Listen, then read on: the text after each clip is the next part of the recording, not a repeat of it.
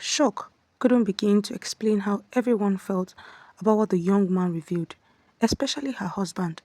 Nothing of that sort had ever happened in the history of the entire community. Her husband was wrapped up in shame. His family was embarrassed. She, on the other hand, was dumbfounded. How could a girl as young as 23 years old fool a grown man and his entire family successfully? Every person walking on the street and going about their day had a story. Some were good, while others were simply deeply unfortunate. For Edna, she was in the category of the latter. Edna got married at an even younger age of 20. Her family believed that a woman should be married off early so that she would have all her children, regardless of how many of them she wanted to have, before she got to 30. Also, getting married early would save her from becoming promiscuous. And so, Edna was married off to Sunday. It wasn't exactly a love match, but at the same time, Edna wasn't forced into it. When Sunday was introduced to her, she was impressed. Sunday was already 30 years old, had a good job, and was one of the responsible bachelors in the community. At that time, Edna seemed like the lucky girl he wanted to marry. His family specifically told Edna's family that the only reason they approved of Edna for Sunday was because they wanted a pure and responsible wife for their son. A woman who was fertile, homely, decent, and very respectful. They saw all those qualities in Edna, and her family took pride in the fact that Edna was raised right. In the 20 years that she had grown up in the community, Edna had never been seen in an inappropriate way with anyone, and she always respected those who were older than her. But 1 year later, Edna was yet to get pregnant. Every month, Edna hoped, but that hope was quickly dashed each time her monthly flu arrived, like an unwanted visitor. Sunday's family started making a fuss about it even before anyone else. Are you not pregnant yet? We have been expecting news of it since the very first month you were married into this family. They told Edna each time they visited. Sunday's mother would take Edna to the kitchen and ask her all sorts of uncomfortable questions, just in a bid to know why she hadn't conceived yet. Edna kept telling them all that she had no idea. She was innocent and naive. How was she to know? Even Edna's family became worried as well. In their community, it was an honor in the family of the woman if their daughter went to her husband's house and was fertile. It was something to be proud of if their daughter was able to stay in her husband's house. Was Edna trying to bring shame to her family? The pressure became unbearable. Even in the first year, it wasn't just Sunday's family and Edna's parents alone. People in the street began to point fingers and gossip. Edna's stomach was too flat for a married woman who was supposed to be carrying her child already. At night, while Sunday slept peacefully and snored, Edna would lie awake, thinking about her predicament and wondering why God decided to punish her. Then she would cry for hours. During the day when she would be left at home all alone, Edna would pray with her loudest voice, crying and begging God to give her a child, even if it was just one. Then, sometimes, she would fast for days, but the result was the same every month. Her mother decided to swing into action. I am not the one you will disgrace, Edna. There is no infertility in our family, and so I don't know where you got yours from. We have to find a solution to your problem before we become a laughing stock, Edna's mother said. Edna followed her mother like a headless chicken to wherever she wanted to take her to. She was more than ready to do whatever was required of her. They visited a very strong and powerful man of God who laid hands on Edna and prayed fervently for hours. Then he assured Edna and her mother that by the next month, Edna would have good news. But guess what? It didn't happen. The only thing that Edna experienced that month, just like every other month, was her monthly flu. But her mother didn't give up. How could she when there was fire on the mountain? Eh? Next, they visited a prophetess. Edna's mother asked if perhaps Edna had done something in secret that was affecting her fertility. But after looking at Edna, the prophetess told Edna's mother that she was pure and innocent. Edna had never gone astray or disobeyed her parents. Anyway, the prophetess did her part. She bathed Edna in the big river, sang and danced around her, and gave her some holy water to drink. She, too, assured Edna and her mother that the very next month Edna would conceive. It didn't happen.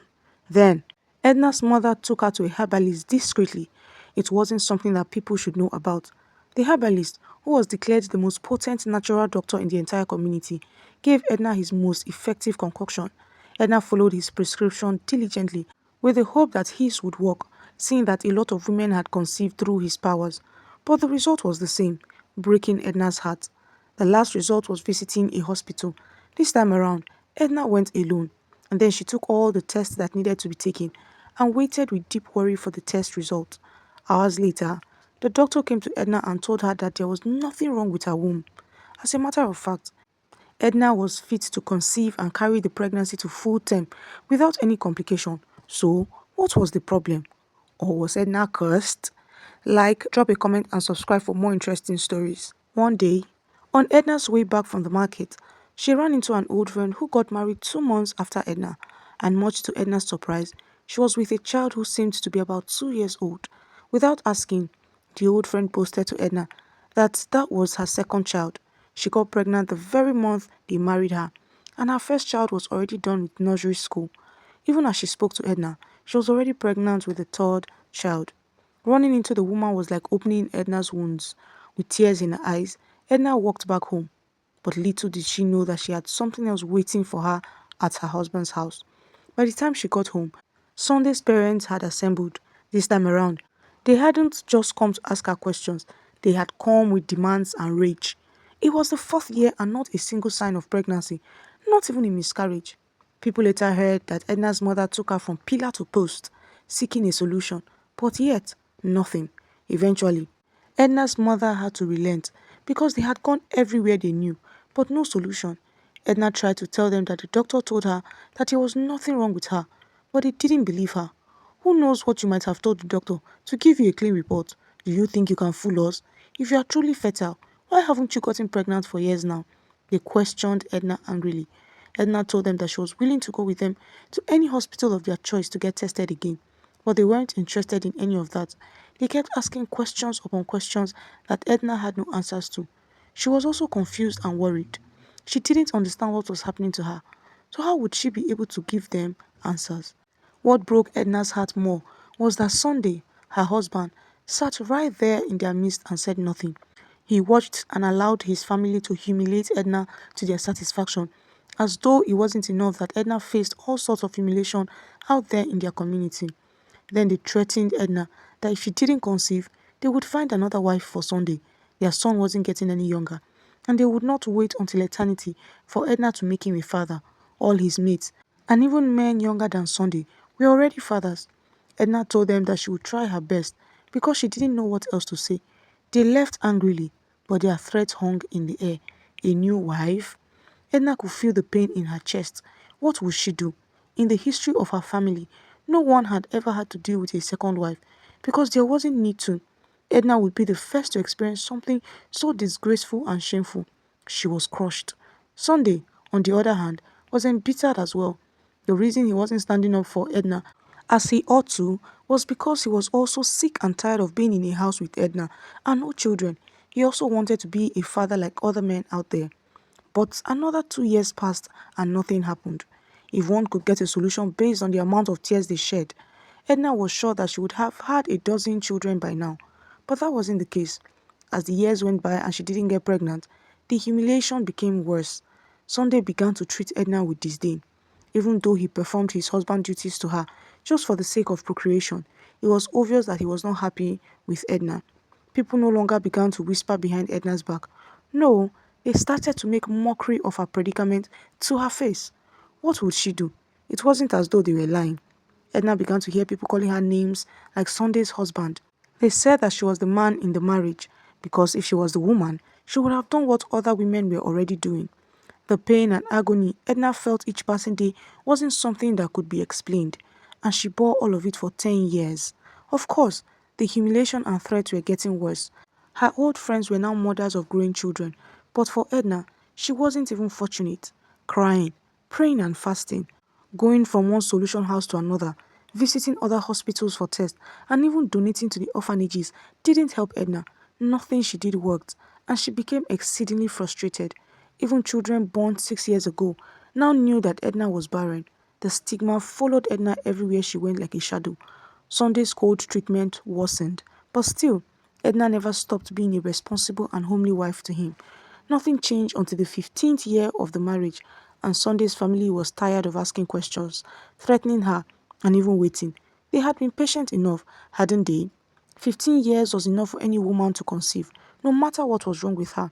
On that fateful day, Edna was returning from the church where she had gone to pray to God to remember her yet again.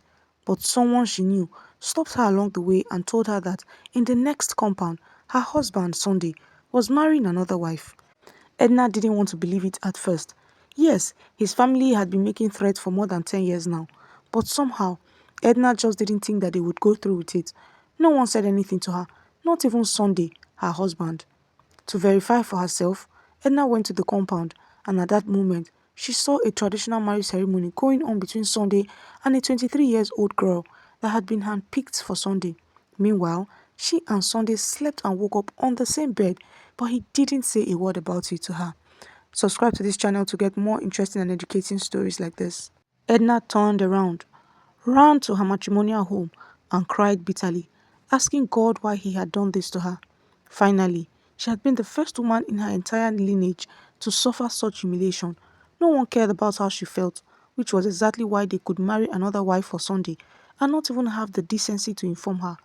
Not that Edna would have tried to stop it, because she didn't have the right anymore, but at least she would have prepared her mind for it. Now, the people in the community would have more things to mock her with. Edna had to dry her tears when Sunday arrived with a full entourage, his family, his new wife, Lala, her family, and some well-wishers. They all accompanied her to her husband's house in such a grand gesture that it obviously turned to a slap on Edna's face. The moment they arrived, Sunday commanded Edna to move all her things to the guest room. Their matrimonial room now belonged to him and Lala. He made that command in front of everyone, and Edna didn't have a choice but to do as she was commanded. After Edna packed out of the bedroom, some of the women helped Lala to arrange her things where Edna's had been. Not only that, they also cleansed and fortified the entire house, especially the bedroom. We don't want Edna's bad luck of childlessness to rub off on our dear Lala, they said, loud enough for Edna to hear. More tears streamed down Edna's face. The pain was too deep for her to bear, and unfortunately, there was no one to console her. Even her family, being that they felt humiliated too, had begun to stay away from her. Edna was all alone in the whole wide world. Before they left, the women harshly warned Edna not to be cruel to Lala. She must treat Lala with love and acceptance. Should they hear any bad report, she would be completely kicked out of her husband's house. Edna nodded helplessly. That night, while she slept in the guest room, Sunday and Lala stayed in the main bedroom all night.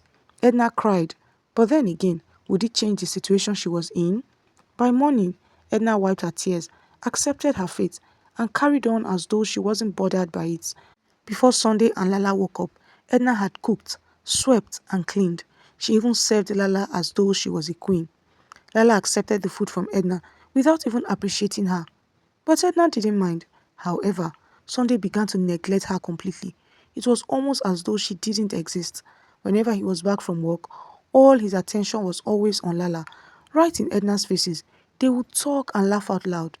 Sunday always bought something for Lala on his way back from work, without fail. That was something he never did for Edna, even before they found out that she couldn't give birth. Edna watched Sunday worship the ground that Lala walked on. His treatment gave Lala the liberty to disrespect and humiliate Edna. Lala made snide remarks at Edna at every single chance that she got.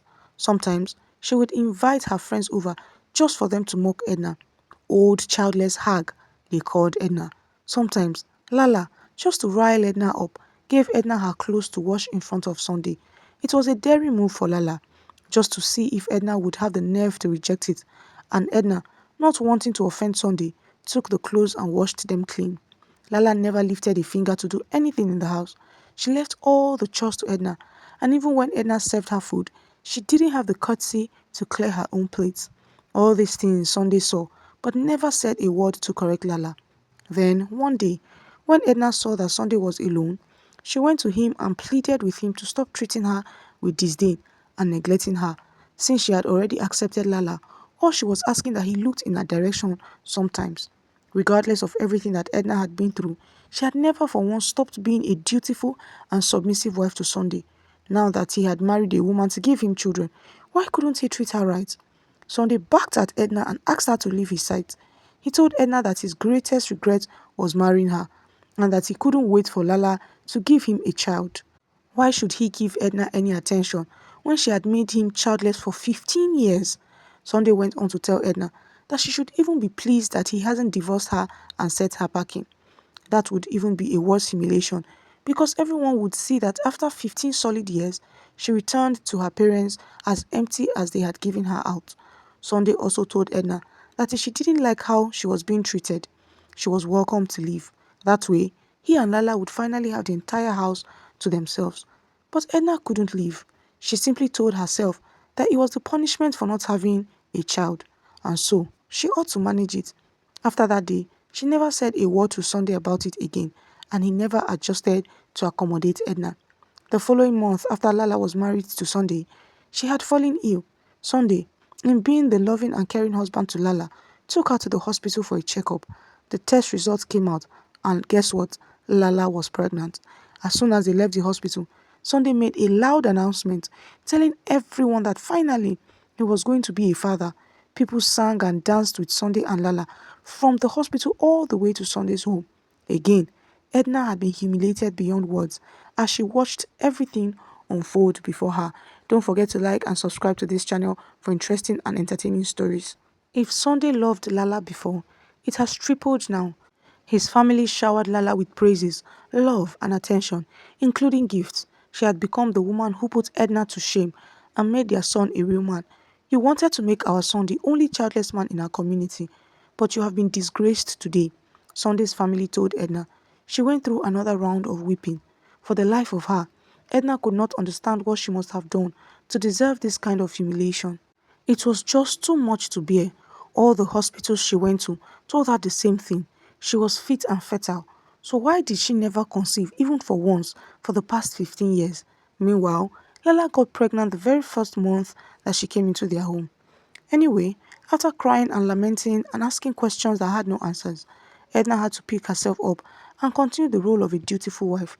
She chose to love and treat Lala with kindness. Edna washed her clothes without being asked, cooked healthy and delicious meals for Lala, ran errands for her, and even massaged her feet whenever she was tired. For months, Edna served Lala without complaining for once, but Lala never showed any iota of gratitude. On the contrary, her pregnancy made her even more disrespectful and spiteful. You should be thankful to me that I let you stay here. All I only have to do is tell Sunday to divorce you, and he would do so without even thinking twice because you are not useful to him, Lala told Edna. She went on to boldly tell Edna that she was the only reason why she was yet to tell Sunday to kick her out because she was enjoying the service that Edna was rendering to her. In the guest room, Edna would cry. She wasn't sure that anyone in the entire world had faced this level of humiliation, and yet she couldn't point out what she had done wrong. Edna didn't stop, and she didn't leave Sunday either. She served both of them, and sometimes even watched how Sunday would idolize Lala's round and big stomach, heap praises on Lala, make promises, and rest his hand proudly on her stomach. It hurt Edna every single time, but there was nothing she could do about it. Eventually, Lala gave birth to a bouncing baby boy, and it was another round of celebration. Sunday and Lala's family gathered the whole community and threw a party. I am a father now. I have a son now, Sunday told all and sundry. With shame and a broken heart, Edna served everyone who came around for the celebration. If she didn't do it, Sunday would kick her out. Even after the celebration, Edna was made to serve Lala and her baby. Since you cannot give birth, you might as well take care of those who can, Edna was told. What choice did she have? Edna continued being the dutiful wife to Sunday and a helper to Lala and her baby without complaining until one day when Edna became vindicated. It happened on a bright and beautiful Saturday morning. What was supposed to be a peaceful and lovely weekend for everyone in the community turned into something else. A young man showed up in Sunday's house, demanding for more money from Lala. His voice was so loud that he attracted a crowd, and soon enough, Sunday's house was filled with spectators. Lala tried to shoo him away, but he wouldn't leave. Apparently, he had gone to her family to demand for more than the money they bargained for. But Lala's family had called his bluff. Now he was desperate. Sunday asked him what he was talking about, and without hesitation, he revealed the dirtiest secrets that anyone in the community had ever heard. When Lala was chosen to marry Sunday, she already knew that Edna was childless. Everyone knew, and so a lot of expectations had fallen on her. If she didn't get pregnant the next month, they might begin to think that she was like Edna, and Lala didn't want that. After the first 2 weeks and she wasn't getting pregnant, a smart Lala had connived with her family to outsmart Sunday and his. They had gone to the young man and paid him to get Lala pregnant, which he did. However, after seeing how happy Sunday and his family were, he became greedy and wanted more money. When he was done narrating the story, everyone was left in utter shock. Sunday's family was enraged. They threw Lala and her baby out of Sunday's house immediately, but Sunday was covered in shame. Only then did it occur to Sunday to go to the hospital to find out what could be wrong. Lala was the second woman he was marrying. Surely he couldn't have married two infertile women, could he? The test results came out, and it was revealed that Sunday would never be able to father a child, which was why Edna had never been able to get pregnant. The news traveled really fast, and before the end of the day, everyone had heard of it. Edna cried bitterly. For 15 years, she tolerated humiliation, mockery, abandonment, and disrespect over something that wasn't even her fault. Everyone who had mocked Edna in the community apologized to her. Sunday's family pleaded for forgiveness, but Edna couldn't stop thinking about the years that Sunday had wasted in her life. Meanwhile, Sunday, after realizing that he was the reason they never had a child, became a sweet and loving husband overnight, promising to love and cherish Edna for the rest of his life. But Edna refused to be tied down to him. She realized that Sunday was selfish and only wanted to be a good man to her because he ended up being the problem. Fortunately for Edna, she could still have a child, and so she left Sunday, choosing to start all over again. Don't miss an opportunity to subscribe to this channel for more interesting and educative stories.